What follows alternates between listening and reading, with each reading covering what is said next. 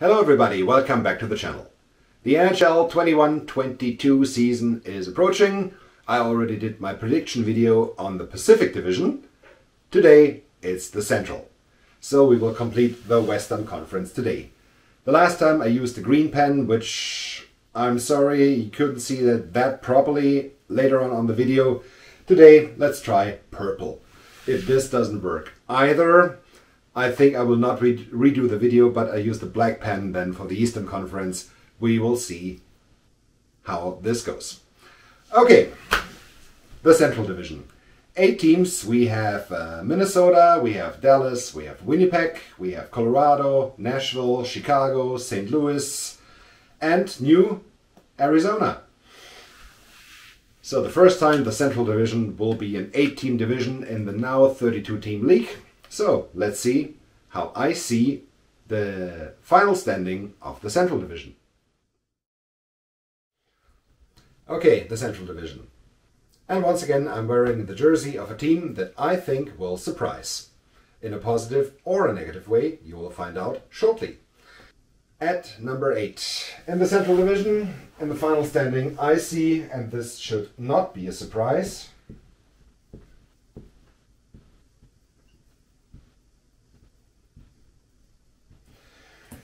Arizona. The Coyotes, who are at the time of recording without a home starting summer 2022. Let's see if they find something else in the Phoenix area, or if they go to Houston or to Quebec or to Kansas City or anywhere. I don't know.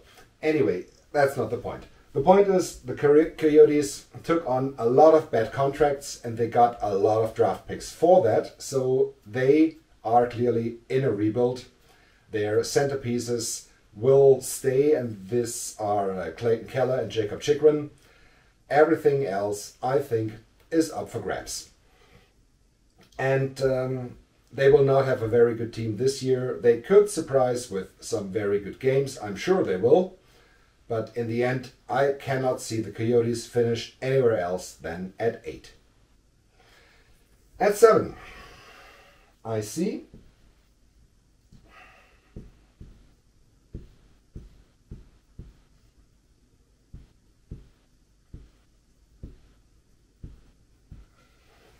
Nashville, the Predators. With UC Soros, they have a good goaltender. They have still a solid defense, but they will feel the loss of Ryan Ellis. There is no way around this. Their defense core is definitely weakened without Ryan Ellis. Philip Myers is a capable defenseman, but he's not Ryan Ellis. And they cannot continue bringing up defensemen from anywhere, and suddenly they're NHL players. They will take some time to develop some new defenders. And up front, I don't see them scoring that many goals. I think maybe not last year, but the year before, in the 2019-2020 season, their leading scorer was Roman Josi, defenseman. Philip Forsberg is a good player, but I don't see Nashville scoring enough goals to finish anywhere else than 7th. At 6, and this might be the first surprise.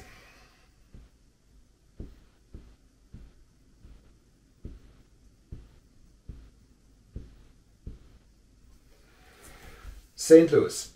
I see the Blues out of the playoffs. If Jordan Binnington can reinvent his game and become the Jordan Binnington he was in the Stanley Cup winning 2019 season, maybe not. But I don't think he will do that. And Ville Husso is a nice goaltender, but he is not a backup you would want to a goaltender that is not perfect as Jordan Binnington. The defense is okay.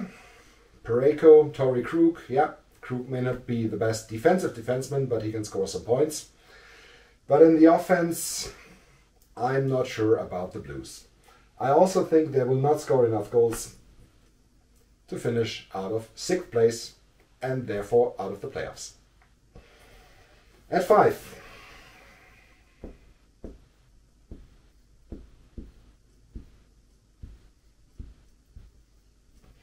Dallas. I see the Stars at 5. Their additions are all older players. Did the Stars turn from an experienced team into an old team? This discussion can definitely be on. And Jamie Benn, Radulov, Sagan, capable players, except Tyler Sagan, they're all out of their prime.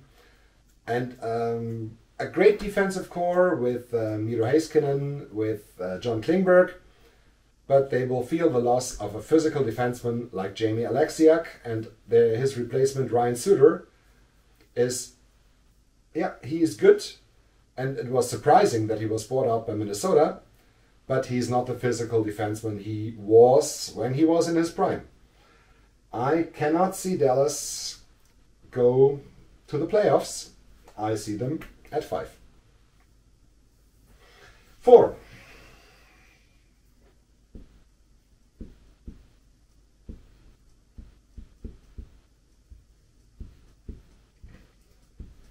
Minnesota. I see the Wild have one of the best defensive cores in the whole league. The goaltending, led by Cam Talbot last year, was very solid, and with Kirill Kaprizov, who is re-signed, and he is at camp, which is very important, the offense is able to do something. I don't see them going to near the top of the division, but solid in the midfield, most probably a playoff team, the Minnesota Wild. At 3, I predict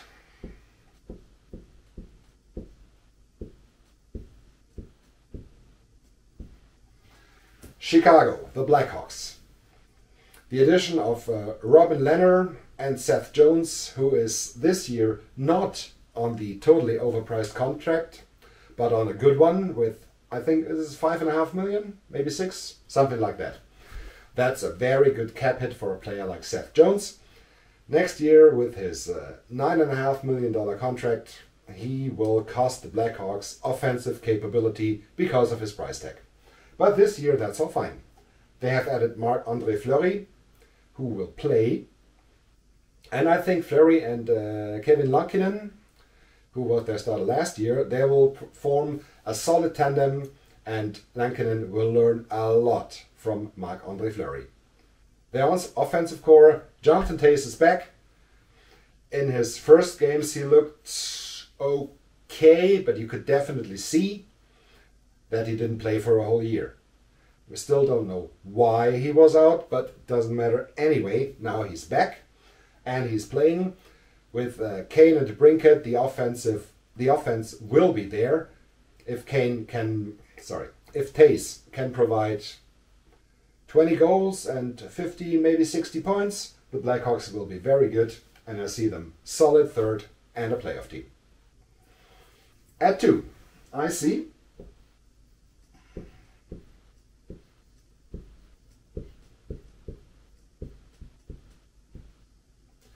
the Winnipeg Jets. Connor Hellebuck, one of the best goalies in the game, should be in the running for the Vezina again this year. He won it 2 years ago. Not last year. Last year was Fleury's. But 2 years ago it was Connor Hellebuck. The additions the Jets made on the blue line, combined with their high power possible offensive players, they should be a hard out for any other team. If this all comes together, they could even end first. I'm not sure, and I think they have a good player front in them, but we will come to that in the last prediction video, which will be about the playoffs and the Stanley Cup Champion. In the Central Division, I think the Jets will finish second, which leaves only one team at first, and that's the Colorado Avalanche. They will feel the loss of Philipp Grubauer. I still don't know how they managed it not to sign him in time. Then Seattle came around and picked him. This was a huge mistake by the Avalanche. Especially if you see the injury history of the replacement they brought in Darcy Kemper, who was down with injury, I think, every year the last years. And that not only for 1 or 2 games, but for an extended period of time. Pavel Francouz is a good man. Let's see if he can jump into the mix as soon as Darcy Kemper goes down. And I think he will go down. Anyway, with Bowen Byram and Cale Makar, they have 2 of the best young defensemen in the league.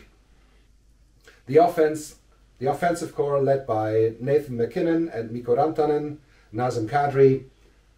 This is a very solid team, one of the hardest picks for the Stanley Cup, and my pick for number 1 in the Central Division, the Colorado Avalanche. So, that's it for this one. Thank you very much for watching. Don't forget to hit like and subscribe, and let me know in the comments below who do you think will win the Central Division. I will definitely read every comment, and looking forward to read what you are thinking. Thank you again, have a good time, and the next time we will talk about the Atlantic Division. See you then, goodbye.